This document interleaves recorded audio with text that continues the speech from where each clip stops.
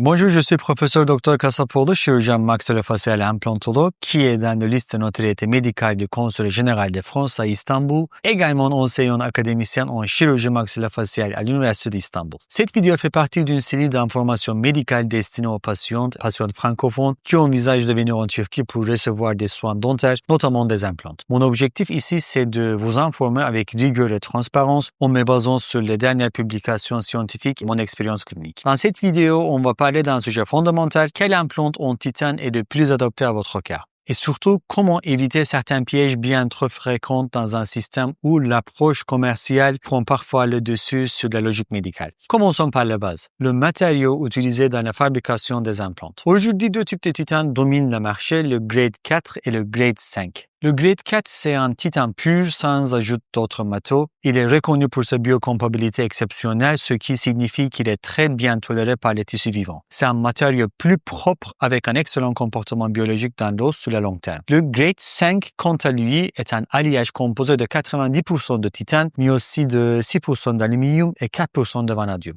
Il est plus dur, plus rigide, donc très apprécié sur le plan industriel. Mais les études récentes mettent en évidence que des particules de vanadium peuvent être libérées avec le temps dans l'organisme, surtout dans des environnements acides ou infectieux. Ces particules sont potentiellement toxiques et ont été associées à des phénomènes inflammatoires chroniques, à une résorption osseuse périimplantaire, c'est-à-dire une perte d'os autour de l'implant. En pratique clinique, cela signifie que même si le grade 5 est plus utilisé dans l'industrie, le grade 4 serait souvent préférable chez les patients qui présentent des facteurs de risque comme le diabète, l'ostéoporose ou tout simplement une faible densité osseuse. Et permettez-moi une remarque essentielle ici, ces discussions ne doivent jamais être menées avec un responsable administratif ou commercial de clinique. Aujourd'hui en Turquie, beaucoup de grandes structures dentaires sont gérées par des investisseurs, pas par des praticiens. Il est donc très courant que certains implants soient proposés simplement pour écouler un stock sans réelle indication médicale. Voilà pourquoi vous devez absolument discuter de ces choix directement avec le chirurgien qui posera l'implant. Un implant dentaire n'est pas un produit standardisé. Le choix des matériaux, de la surface, de la forme, tout doit être adapté à votre bouche, votre santé générale et votre propre os. Parlons maintenant de la surface des implants, un aspect souvent sous-estimé. Un terme que vous entendrez souvent, c'est SLA actif. Cela désigne un traitement de surface spécial où l'implant est sablé avec de gros grains puis gravé à l'acide pour créer une microstructure favorable à l'érosion cellulaire.